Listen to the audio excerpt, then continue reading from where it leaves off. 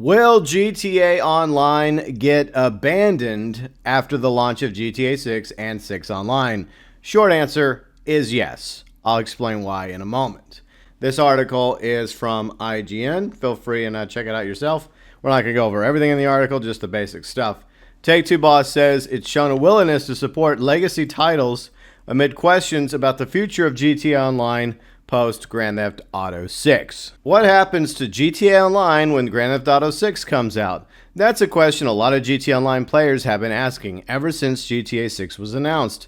And now GTA 6's fall 2025 release date approaches, there's no closer answer. Well, here's the thing.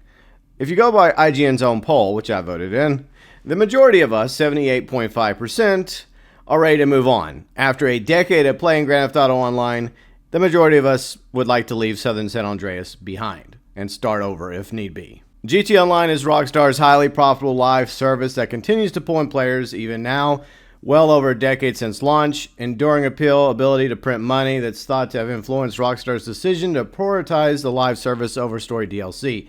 Now, this is exactly why we never got DLC for GTA 5. It was planned, but it was ultimately scrapped because of how much money Grand Theft Auto Online was making. When GTA 6 eventually comes out, it is expected to bring in new improved GTA Online. Perhaps this will be GTA Online 2 or GTA 6 Online. Who knows what it's going to be called. Either way, players of the existing Grand Theft Auto Online have expressed concern. Most of us have accepted the fact that we're probably going to have to start almost completely over in GTA Online 2 or GTA 6 Online. If we're lucky, maybe we can take some of our monies with us as we flee Southern San Andreas for Leonida and Vice City. But I seriously doubt Rockstar is going to allow us to keep all of our clothing, all of our weapons, all of our vehicles. We're definitely not going to be able to keep the properties because we're going to be on a completely new map. So why invest time and money into GTA Online now? In early 2025, when the new GTA Online is potentially due out perhaps in about 8 months or so? That's the question IGN put to Take-Two boss Strauss Zelnick during a recent interview ahead of the company's third quarter financial report. And his answer makes for interesting reading. Quote unquote, I'm going to speak theoretically only because I'm not going to talk about the particular project when an announcement hasn't been made, Zelnick began. But generally speaking, we support our properties when the consumer are involved with those titles. As an example, we launched GTA 2K Online in China, I think originally in 2012, if I'm not mistaken. And then we launched NBA 2K Online 2 in China in 2017. And once again, if he's not mistaken, and he did not sunset Online 1, they both are still on the market. They serve consumers, they're live, and we have a massive audience. So we've seen a willingness to support legacy titles when a community wants to be engaged with them. Okay, I'm done with that article. You can go read the rest of it for yourself. Okay, so first off, yeah, thanks IGN for writing the article, doing the interview with Strauss Zelnick. Now, here's the thing. GTA Online will be abandoned whenever GTA 6 and 6 Online launches in probably the fall of 2025. A lot of people are speculating now that it's probably going to be an October launch because Borderlands 4 has been scheduled for September 2025, and it does make sense that if you're going to have Borderlands, another Take-Two property, launch in September, that the best window to launch the next Grand Theft Auto game will probably be late October, similar to Red Dead Redemption 2. Speaking of Red Dead Redemption 2, let's talk about Red Dead Online, which launched about a month after the launch of Red Dead Redemption 2 as a beta. Rockstar and Take-Two pledged to continue to support that ever-evolving world, and after 2021 with the Blood Money update, they basically abandoned Red Dead Online, despite the fact there were people still playing Red Dead Online because Rockstar was not making as much money with Red Dead Online as they were with GTA Online. Since then, there have been a few quality of life updates for Red Dead Online and some additional call to arms maps, as well as some Telegram missions, and they brought back the Halloween Pass too, over and over and over and over again. But after the Blood Money update, they pretty much abandoned Red Dead Online. Bear in mind, they also abandoned the original version of GTA Online sometime after, I think, Ill-Gotten Gains Part 1 and 2 launched for PS3, Xbox 360, as well as PS4 and Xbox One. And a few years later, they officially sunsetted GTA Online for the 360 and PS3. So yeah, they can and will abandon GTA Online. Now, they're not going to sunset GTA Online for a few years. It'll still be around. They might do some quality of life updates to it here and there. They'll probably bring back the seasonal stuff in rotation. They probably have that automated.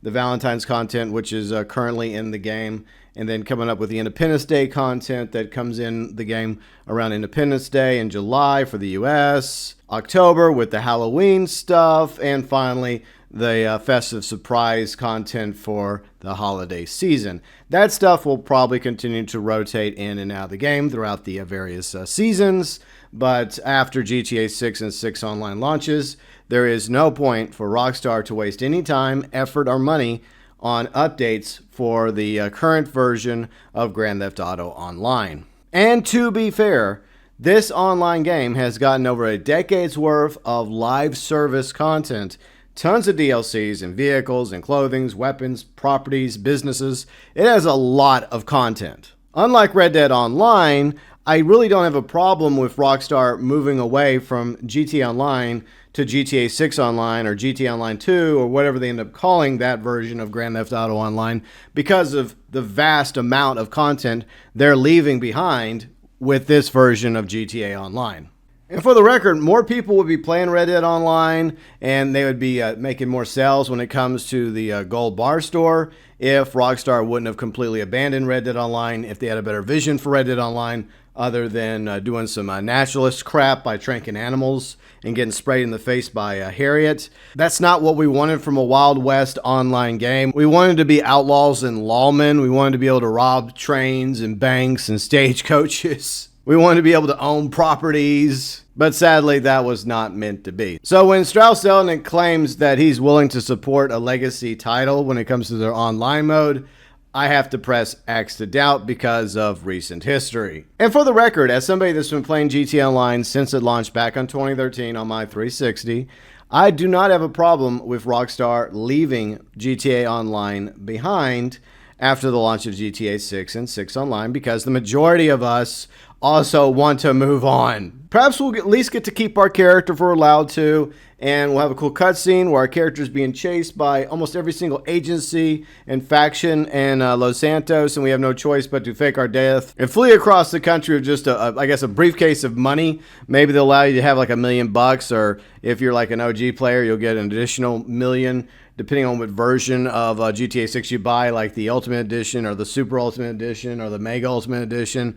Maybe they'll give you a few extra, like thousands of dollars or millions of dollars to start off with. But I'm okay with completely starting over in Grand Theft Auto 6 Online.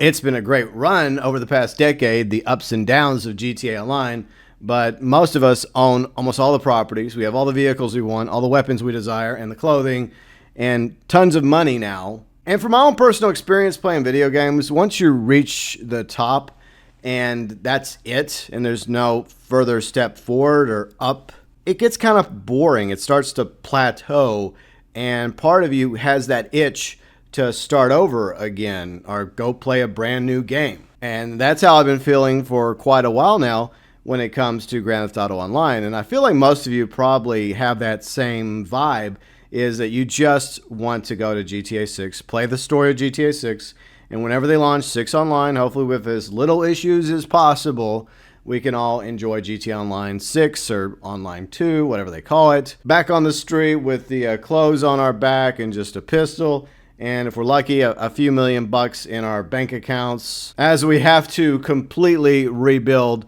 our criminal empire that we lost back in southern San Andreas. I'm totally fine with that. Now I want to know what you all think. Do you think that they're just going to outright abandon GTA Online? Do you think that they're going to continue putting out updates and content over on GTA Online, even if they have GTA 6 and 6 Online to focus on now? Or at the very least, do you think they'll just continue with the seasonal content that they can just rotate into the game, along with quality of life improvements here or there, for at least a few more years until they finally decide to sunset GTA Online across all platforms? Your thoughts, views, and opinions, welcome, as always, below in the comments section.